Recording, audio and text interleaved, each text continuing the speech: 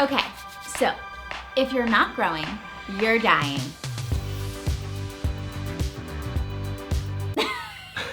Okay, hear me out. I've always been fascinated with this concept, so let's talk about it.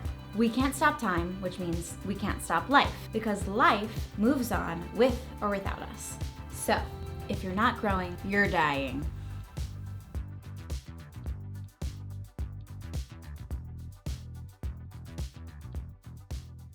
We like to break things up into chunks. We're gonna break it down into 3 easy, separate parts. Part 1, how to identify when you're growing apart. Part 2, how to work on it. And part 3, how to prevent it. First, let's talk about why this happens. Why do couples grow apart? So you wake up one day, you roll over, and you say, I don't know this person anymore. Who is this? Who is this stranger in my bed? They've changed. Maybe I've changed. This is where the panic sets in, and we do one of 2 things. We either bury it deep, deep down inside, which is super healthy, or bring it up and start pointing fingers, and it's all accusatory, and it's like, fingers looks like this. You feel disconnected, like you have nothing in common anymore. So you've shut yourself off to them. Maybe it's self-preservation. Things are different.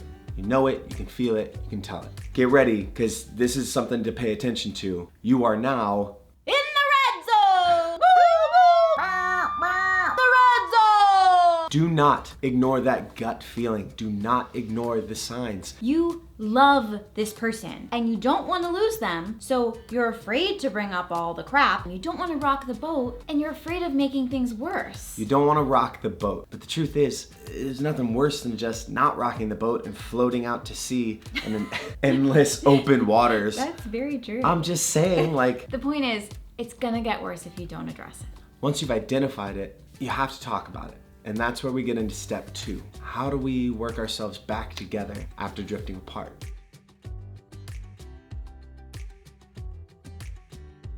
Okay, so how do we work on the problem once we ID it? Here's where the end of step 1 becomes the beginning of step 2. You have to really start listening to each other. And not just the things that you're saying, but the things that you're doing. We work on growing together through actions, really looking at ourselves and our partner, really listening and doing what you can to support their growth as well as your own.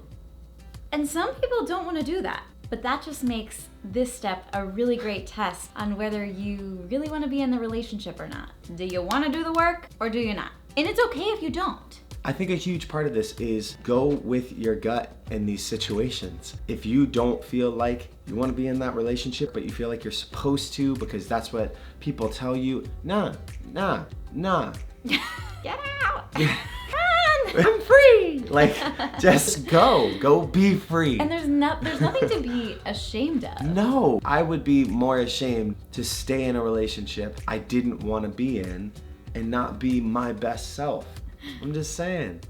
That.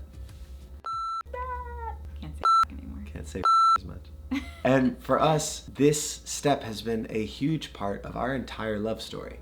So we went through a period right after we got married that tested this almost to the breaking point. Yeah.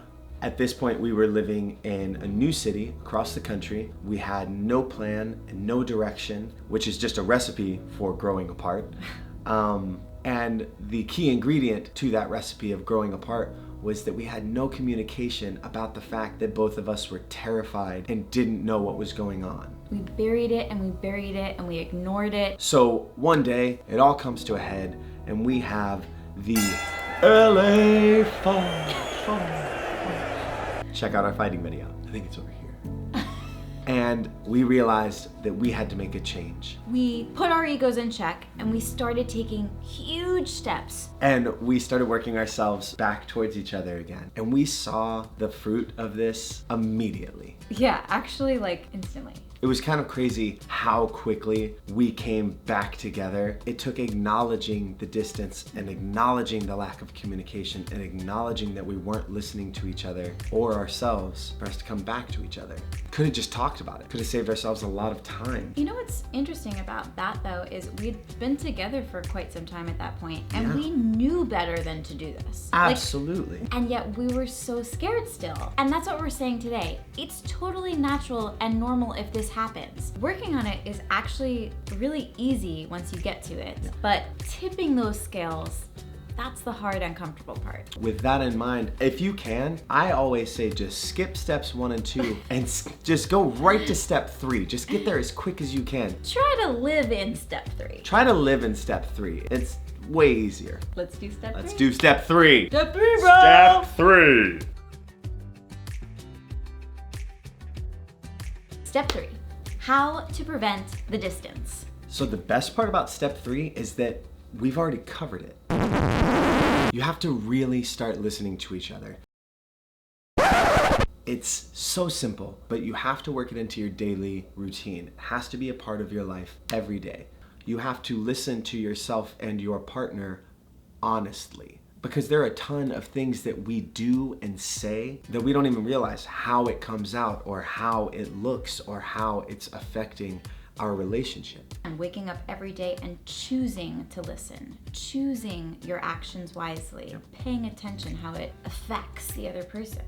Nobody's perfect. Nobody's perfect. No relationship that looks perfect is perfect. We are always all a work in progress. We are a work in progress.